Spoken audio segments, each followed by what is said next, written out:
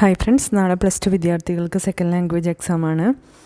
Second language Malayalam, Sanskrit, Arabic, Urdu ഇതൊക്കെ എടുത്ത കുട്ടികളുണ്ടായേക്കാം, ഹിന്ദി. അപ്പോൾ ഇതിൽ ഏറ്റവും സമയം ശ്രദ്ധിക്കേണ്ട ഒരു എക്സാം സെക്കൻഡ് ലാംഗ്വേജ് മലയാളമാണ്. പല കുട്ടികൾക്കും എഴുതിയിട്ട് സമയം തികയാതെ പ്രശ്നങ്ങൾ പലപ്പോഴും വരാറുണ്ട്. പക്ഷേ ഇപ്പോൾ +1 എക്സാമിനൊക്കെ അങ്ങനെ സമയത്തിൻ്റെ ബുദ്ധിമുട്ടുണ്ടായില്ല. പക്ഷേ ക്വസ്റ്റ്യൻ ടഫായിരുന്നു. ക്വസ്റ്റ്യൻ കുട്ടികളെ ബുദ്ധിമുട്ടിക്കുന്ന പ്രത്യേകിച്ച് ഒബ്ജക്റ്റീവൊക്കെ നല്ല ബുദ്ധിമുട്ട് തോന്നി എന്നാണ് കുട്ടികളുടെ ഭാഗത്തുനിന്ന് അറിയാൻ പറ്റിയിരുന്നത്. അതേസമയം ഹിന്ദി എക്സാമൊക്കെ സിമ്പിളാണെന്ന് പറഞ്ഞിട്ടുണ്ടായിരുന്നു. ഇനി ഹിന്ദി ആവട്ടെ, സംസ്കൃതം ആവട്ടെ, ഉറുദു ആവട്ടെ, ഏത് സെക്കൻഡ് ലാംഗ്വേജ് എടുത്തവരാവട്ടെ, മലയാളം ആവട്ടെ, നിങ്ങൾ ശ്രദ്ധിക്കേണ്ട ടെക്സ്റ്റ് ബുക്ക് നന്നായിട്ടൊന്ന് വായിക്കണം. ടെക്സ്റ്റ് ബുക്കിൻ്റെ ഉള്ളിൽ നിന്ന് ക്വസ്റ്റ്യൻ ഉണ്ടാവും, ജനറലായിട്ടും ഉണ്ടാവും.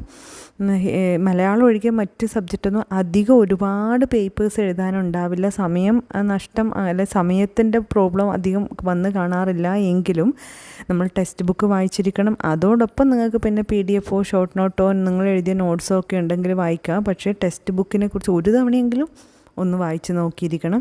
അതുപോലെ തന്നെ മലയാളത്തിൻ്റെ കാര്യത്തിലും ടെക്സ്റ്റ് ബുക്ക് ഇനിയിപ്പോൾ ഇതുവരെ ടെക്സ്റ്റ് ബുക്ക് വായിക്കാത്തവരാണെങ്കിൽ ലാസ്റ്റ് മിനിറ്റ് എന്ത് ചെയ്യുന്ന ഒന്ന് സമ്മറിയെങ്കിലും ഒന്ന് വായിച്ച് നോക്കി എല്ലാത്തിനെക്കുറിച്ചൊരു ധാരണയങ്ങ് ഉണ്ടാക്കി വെച്ചിട്ട് പോവുക. പിന്നെ സ്വന്തമായിട്ട് എഴുതാനുള്ള കഴിവുമൊക്കെ അവിടെ പ്രധാനമാണ്. വൃത്തിയിലും വെടിപ്പിലും അക്ഷരത്തെറ്റില്ലാതെ എഴുതാൻ വേണ്ടി ശ്രദ്ധിക്കുക. ലാംഗ്വേജാണ്, സ്പെല്ലിംഗ് മിസ്റ്റേക്ക് പ്രത്യേകം ശ്രദ്ധിക്കുന്നതായിരിക്കും. എന്തായാലും സെക്കൻഡ് ലാംഗ്വേജ് എക്സാം നിസ്സാരമായിട്ട് കരുതരുത്. നമ്മുടെ ഹയർ സ്റ്റഡീസിനൊന്നും ഇത് ഉപകാരപ്രദമാവില്ല എന്ന് കരുതരുത്. അതിൽ തന്നെ നമുക്ക് സ്പെഷ്യലൈസ് ചെയ്യാൻ പറ്റും. നമ്മൾ BA മലയാളം, അറബിക്ക്, ഉറുദു, അതുപോലെ ഹിന്ദി, സംസ്കൃതമൊക്കെ എടുത്ത് പോകുന്ന കുട്ടികളുണ്ട്. മാത്രമല്ല നമുക്ക് വേറെ ഏതും ഹയർ കോഴ്സസ് ഒന്നും നമ്മുടെ ഓപ്ഷൻ വൈസ് കിട്ടിയിട്ടില്ല എങ്കിൽ നമുക്ക് ഓപ്റ്റ് ചെയ്യാൻ പറ്റുന്ന ഒരു ഏരിയയും കൂടിയാണിത്. ചില കോഴ്സസിൻ്റെയൊക്കെ ഹയർ സ്റ്റഡീസിന് വെയിറ്റേജ് കാൽക്കുലേറ്റ് ചെയ്യുമ്പോൾ ടോട്ടൽ മാർക്ക് പരിഗണിക്കാറുണ്ട്. അപ്പോഴും നമ്മുടെ സെക്കൻഡ് ലാംഗ്വേജിൻ്റെ മാർക്കിനൊരു പരിഗണനയുണ്ട്.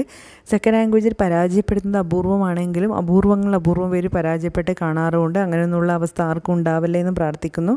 അതോടൊപ്പം മാക്സിമം മാർക്ക് നമ്മുടെ ടോട്ടൽ പെർസെൻറ്റേജ് ഇമ്പ്രൂവ് ചെയ്യാൻ വേണ്ടി അല്ലെങ്കിൽ വർദ്ധിപ്പിക്കാൻ വേണ്ടി നമുക്ക് ഉപയോഗിക്കാൻ പറ്റുന്ന ഒരു പേപ്പറാണ് സെക്കൻഡ് ലാംഗ്വേജ്. അതിൽ മാക്സിമം സ്കോർ ചെയ്യുക, മാക്സിമം അല്ല ഫുൾ മാർക്ക് തന്നെ സ്കോർ ചെയ്യുക. സെക്കൻഡ് ലാംഗ്വേജിൽ ഫുൾ സ്കോർ ചെയ്യുക എന്ന് പറഞ്ഞാൽ അത് എല്ലാവർക്കും ഇത്തിരി ഒരു ശ്രദ്ധ കൊണ്ട് സാധിക്കുന്ന കാര്യമാണ്. കൃത്യമായി എഴുതുക, സ്പെല്ലിംഗ് മിസ്റ്റേക്ക് ഇല്ലാതെ എഴുതാൻ ശ്രദ്ധിക്കുക, വൃത്തിയോടും വെടിപ്പോടും കൂടിയിട്ട് എഴുതുക. അതോടൊപ്പം തന്നെ സമയത്തിന് പ്രത്യേകം പരിഗണന കൊടുക്കുക. ടെക്സ്റ്റ് ബുക്ക് വായിക്കാൻ മറന്നു പോകരുത്. ജനറലായി വരുന്ന ക്വസ്റ്റ്യൻസിനെ കുറിച്ച് ഒരു ധാരണ ഉണ്ടായിരിക്കണം. നമ്മുടെ അഭിപ്രായം കൃത്യമായും വ്യക്തമായും സ്പഷ്ടമായി നല്ല ലാംഗ്വേജിൽ തന്നെ എഴുതി ഫലിപ്പിക്കാൻ നമുക്ക് സാധിക്കണം. എഴുതാൻ ജനറൽ ഒക്കെ വരുവാണെങ്കിൽ എഴുതാൻ നമ്മൾ ഒട്ടും മടി കാണിക്കരുത്. കൃത്യമായി വ്യക്തമായി എഴുതി നമ്മുടെ ആശയം അവിടെ പ്രകടമാക്കുക. എന്തായാലും നാളത്തെ ചില വിദ്യാർത്ഥികൾക്ക് സെക്കൻഡ് ഇയേഴ്സിന് നാളെ ലാസ്റ്റ് എക്സാമാണ്. ബയോമാത്സൊക്കെ എടുത്തവർക്ക് എന്തായാലും ആ ലാസ്റ്റ് എക്സാം വളരെ ഹാപ്പി ആയിരിക്കട്ടെ. അങ്ങനെ ആകുമ്പോൾ തന്നെ നമുക്ക് കഴിഞ്ഞ എക്സാമിലുള്ള ചില ബുദ്ധിമുട്ടൊക്കെ മറക്കാൻ സാധിക്കും. ലാസ്റ്റ് എക്സാം ബുദ്ധിമുട്ടായി കഴിഞ്ഞാൽ നമുക്ക് പിന്നെ റിസൾട്ട് വരുന്നവരെ അതിൻ്റെ ടെൻഷൻ ഉണ്ടാകും. അതുകൊണ്ട് സെക്കൻഡ് ലാംഗ്വേജ് എക്സാം വളരെ ഈസി ആയിരിക്കട്ടെ, എളുപ്പമായിരിക്കട്ടെ എന്ന് വെച്ച് ഒന്നും നോക്കാതെ നമ്മൾ പോകരുത്. നന്നായി വായിച്ച് നല്ല ധാരണയോട് കൂടിയിട്ട് തന്നെ എക്സാം ഹോളിലേക്ക് പോകുക. Wish you all the best. God bless you.